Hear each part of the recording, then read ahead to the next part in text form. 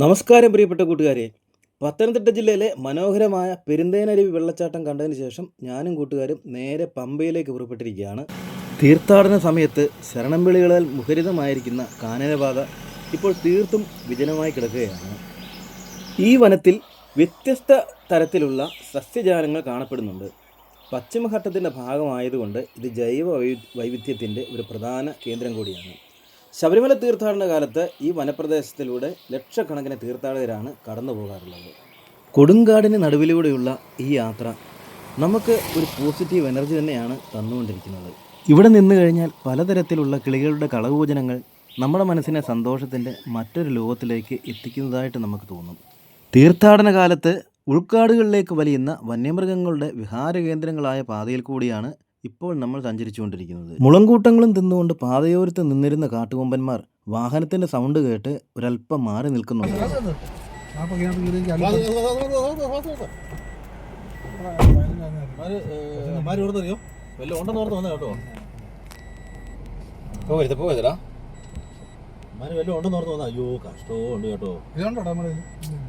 ശബരിമലയിലേക്ക് എത്തുന്ന തീർത്ഥാടകർ യാത്രാമധ്യേ വന്യമൃഗങ്ങൾക്ക് ഭക്ഷണസാധനങ്ങൾ യാതൊരു കാരണവശാലും നൽകാൻ പാടില്ലെന്ന് വനം വകുപ്പിൻ്റെ അറിയിപ്പ് ബോർഡുകൾ വഴിയിലുടനീളം സ്ഥാപിച്ചിട്ടുണ്ടെങ്കിലും ചിലരൊക്കെ ഇത് ലംഘിക്കുന്നതായി കാണാറുണ്ട്.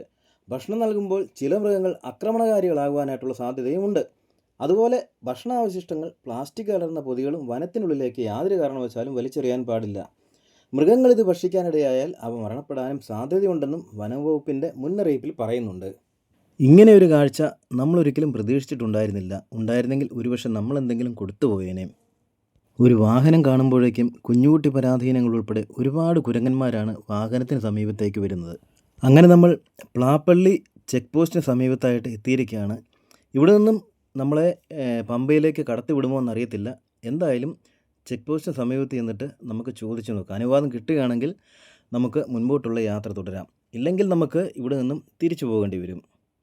പറഞ്ഞതുപോലെ തന്നെ ചെക്ക് പോസ്റ്റ് അടച്ചിരിക്കുകയാണ്. നമുക്കെന്തായാലും ഒന്ന് ചോദിച്ചു നോക്കാം. നിരാശപ്പെടേണ്ടി വന്നില്ല. വൈകുന്നേരം 7 മണിക്കുള്ളിലായിട്ട് തിരികെ എത്താമെന്നുള്ള ഉറപ്പിന്മേലാണ് നമുക്ക് അകത്തേക്ക് കടക്കാനുള്ള അനുവാദം കിട്ടിയിരിക്കുന്നത്. അങ്ങനെ ഞങ്ങൾ നിലയ്ക്കൽ എത്തിയിരിക്കുകയാണ്. തിരികെ വരുമ്പോൾ നിലയ്ക്കൽ ക്ഷേത്രത്തിലേക്ക് കയറാമെന്നുള്ള ധാരണയോടെ മഹാദേവൻ്റെ ശിരസോടു കൂടിയ കൂറ്റൻ പ്രവേശന കവാടവും കടന്ന് ഞങ്ങളങ്ങനെ മുൻപോട്ടുള്ള യാത്ര തുടർന്നു.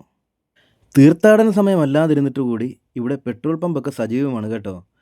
എങ്കിൽ പോലും ഇവിടേക്ക് വരുന്നവർ അത്യാവശ്യം വാഹനങ്ങളിൽ ഇന്ധനം നിറച്ചിട്ട് വരുന്നതായിരിക്കും നല്ലത്. അങ്ങനെ അട്ടത്തോളം എന്ന് പറയുന്ന സ്ഥലത്ത് എത്തിയിരിക്കുകയാണ്. ഇവിടെ 1-2 ചെറിയ ചായക്കടകളൊക്കെ ഉണ്ട്. അവിടെ കയറി ഒരു ചായ കുടിച്ചിട്ടാകാം ഇനി മുൻപോട്ടുള്ള യാത്ര. വീഡിയോയ്ക്ക് ഒരു ലൈക്ക്.